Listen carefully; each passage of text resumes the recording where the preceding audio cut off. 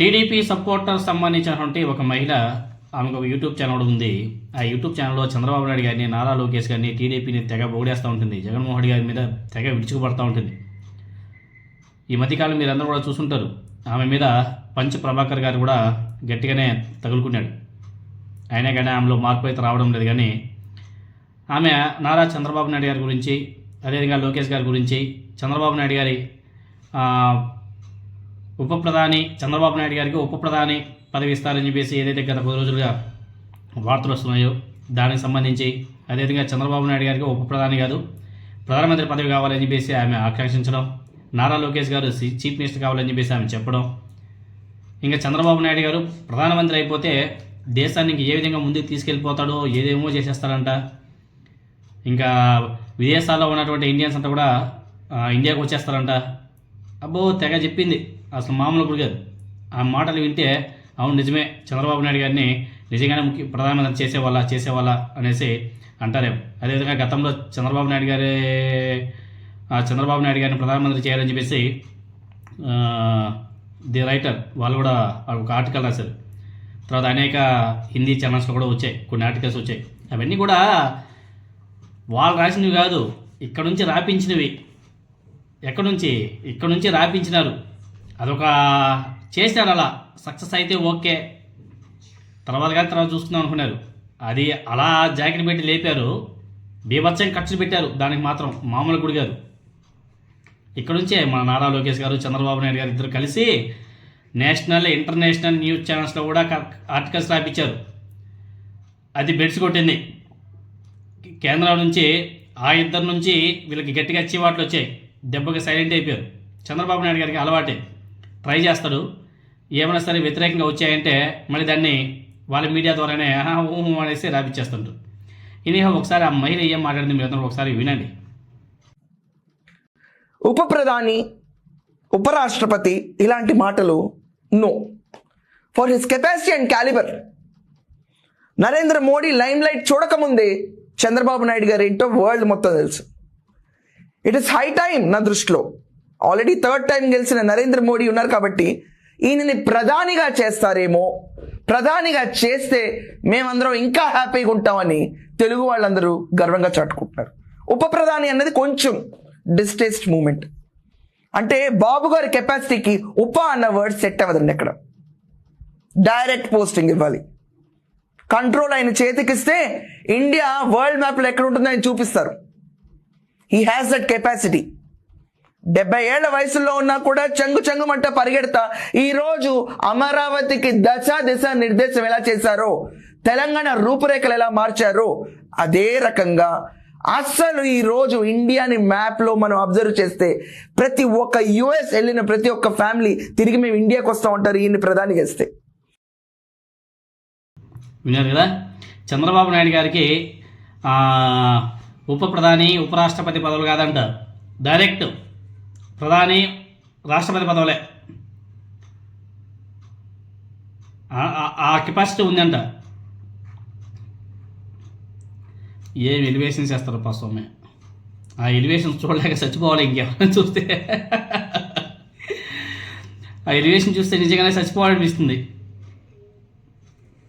అరే, ఆంధ్రప్రదేశ్లో కూటమి అధికారం చేపట్టి 2 సంవత్సరాలు అవుతుంది. 2 సంవత్సరాలు కావస్తుంది. రాష్ట్ర అప్పు 3 లక్షల కోట్లకి వెళ్ళింది.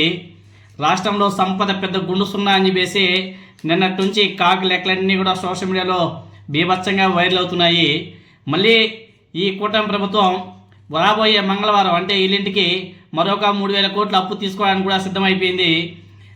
రాష్ట్ర ప్రభుత్వ సెక్యూరిటీల వేలం ద్వారా ఈ అప్పు తీసుకోబోతుంది.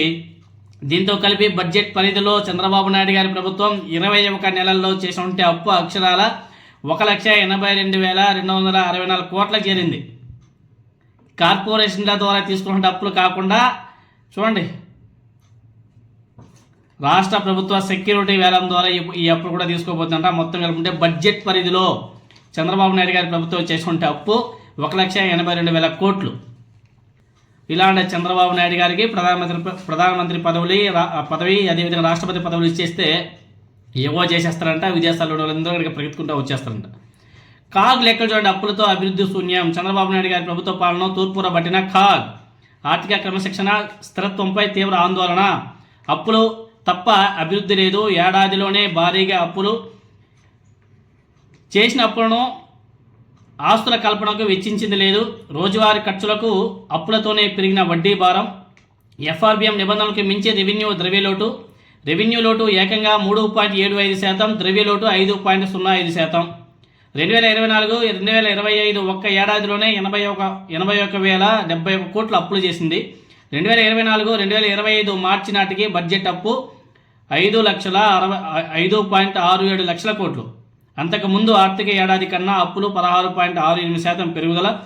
బడ్జెట్ వెలుపల అప్పులను వెల్లడించిన రాష్ట్ర ప్రభుత్వం 2024-25 ఆర్థిక ద్రవ్య వినియోగ అకౌంట్స్పై కాగ్ నివేదికను అసెంబ్లీకి సమర్పించిన కూటమి ప్రభుత్వం. ఇలా ఉంది. అమరావతి ఓ ఆర్థిక అగాధమే అని చెప్పేసి కాగ్ చెప్పింది. పోలవరం డయాఫ్రామ్ వాల్ కూలిపోవడానికి కారణం కూడా నారా చంద్రబాబు నాయుడు గారు తప్పిదాలే అని చెప్పేసి చెప్పింది. చూడండి అయ్యా, ఇప్పుడే కాదు భవిష్యత్తులోనూ గుదిబండే అమరావతి అని చెప్పేసి చెప్పింది. లోపభూయిష్ట భూ సమీకరణ విధానమే ప్రధాన కారణం అని చెప్పేసి కాగ్ చెప్పింది. ఒకటా రెండా? చూడండి, నామినేషన్ల మీద కన్సల్టెన్సీలకు దారబోసింది అక్షరాల 28.96 కోట్లు అంట. లోపభూయిష్టంగా 46,400 కోట్ల డిపిఆర్లు కేంద్ర వివరణ కోరినా స్పందించలేదంట కూటమి ప్రభుత్వం. అమరావతిలో పేదలు, రైతులకు కౌలు చెల్లింపులోనూ అక్రమాలు. అదేవిధంగా తెలుగుదేశం పార్టీ ప్రభుత్వాన్ని, రాజధాని నిర్వాహకులను కడిగి పారేసింది కాగ్ నివేదిక. ఇలా ఉంటే రాష్ట్ర పరిస్థితి, చంద్రబాబు నాయుడు గారంట ప్రైమ్ మినిస్టర్ పదవి కావాలంట, రాష్ట్రపతి పదవి కావాలంట, ఉపరాష్ట్రపతి పదవులు అవసరం లేదంట. చూడండి అయ్యా, AP managed just 8 days without RBI borrowings in 2024-25 CAG report. అప్పులు లేకుండా కూటమి ప్రభుత్వం 8 రోజులు మాత్రమే పరిపాలన చేసింది. మిగతా అన్ని రోజులు కూడా అప్పుల మీదే నడిచింది.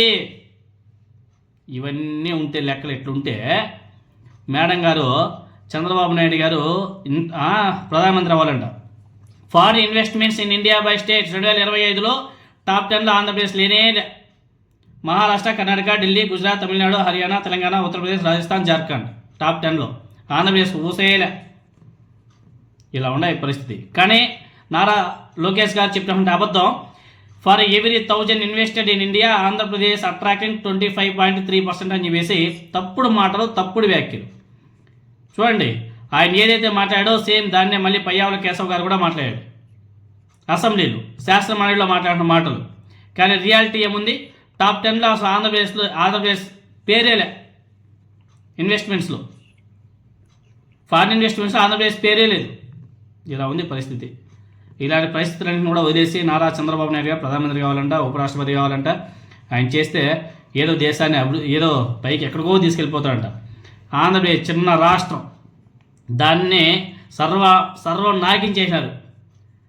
ఆ ఆర్థిక పరిస్థితి ఇంకో 10 సంవత్సరాలు కాదు కదా, ఇంకో 20 సంవత్సరాలు కూడా ఎగబాగలేదు. అలా ఎగబాగలేక ఇది సాంస్కృతిక కార్యకలాపాలు అని చెప్పేసి ఏదో స్కిట్లు వేసుకొని ఎంజాయ్ చేసుకుంటున్నారు. అది కూడా ప్రభుత్వ ఖజానానే.